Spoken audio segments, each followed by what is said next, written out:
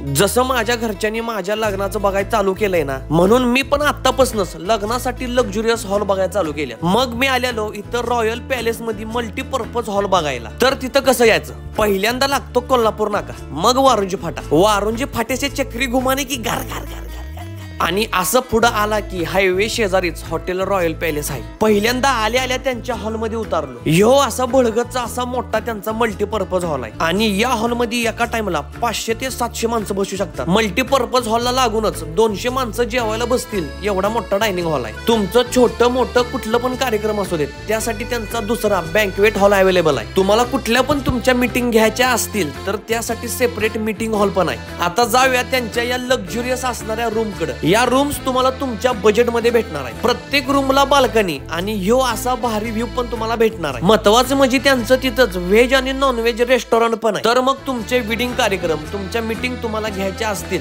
आणि dinner plan करायचा असेल, हॉटेल रॉयल पॅलेस आणि त्यांच्या असणाऱ्या मल्टीपर्पज हॉलला एकदा नक्की भेट द्या.